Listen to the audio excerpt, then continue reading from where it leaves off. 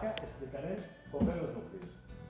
Hem aprofitat d'un vídeo i llavors farem un vídeo resum de com nosaltres fem els nuclis. En aquest cas serà els nuclis de l'Alles. Així que endavant intro i ara pel vídeo. Benvinguts al meu de la comarca, canal dedicat a la piscicultura i en un futur podré amb altres coses. Si us agrada el vídeo, fiqueu like i si podeu, inscriu-vos al canal. Enganais a un altre vídeo.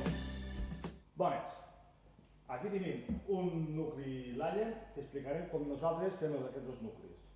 Ara en aquest temps, que estem al març, que els eixams ja empiecen a estar plens i vigorosos, què fem? En caixes que ja trobem que ja ens estiren una reina o que ja està a punt de néixer, traiem aquí.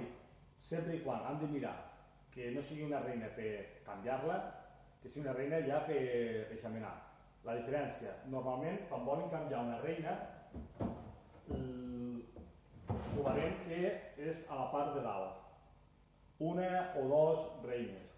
En el cas que vulgui examinar, normalment surten a la part de baix i en surten bastantes. Llavors, si veiem que hi ha diverses reines, agafarem un quadre i l'introduirem al mig. Cal recordar que això normalment ho farem pel migdia, aquests dos moviments. Ficarem al mig. Als quadres que trobem, a les caixes que trobem, que hi ha molta cria, que triem una l'Alle de 12 quadres i hi ha 8 de cria, n'hi podem traure. Així que al costat de la reina ficarem 2 quadres de cria. Si volem podem ficar cria a punt de néixer i cria larves i ous. Això hi ha molta cosa escrita, molta gent diu de les seves maneres. Jo quasi que no miro gaire. Fico 2 quadres de cria. Normalment si hi ha cria per sortir, fico una per sortir, però sobretot larves, que quan entre abelles, elles tinguin la necessitat de cuidar aquestes larves. Llavors, al castany, al mig una de reina, 2 de cria i als altres costats ficarem, si trobem caixes que tinguin molt pol·len, un quadre de pol·len a cada costat. Si hi ha un de pol·len que està a full, amb un de pol·len podríem fer. I a l'altre un de mel, ja per cuidar amb elles si els quadres de cria no tenen mel, que en aquest temps pot passar. I l'últim quadre serà de cera estirada. Cera per estirar, perdó. Llavors, una vegada hagin omplert la caixa, tanquem i a la caixa que tinguem de l'arnar amb més activitat, amb més població, aquella caixa la traurem d'aquell lloc, l'apartarem i ficarem el nucli. La piquera ha d'estar més o menys al mateix lloc. Llavors, què fan?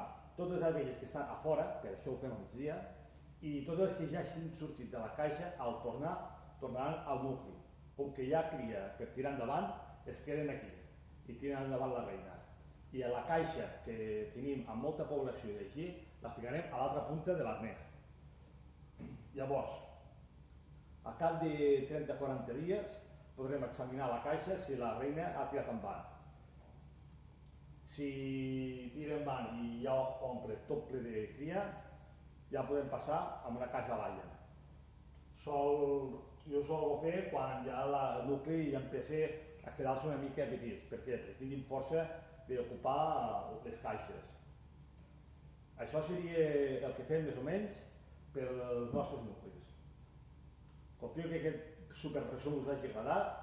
Gràcies per mirar i a per un altre vídeo, nois!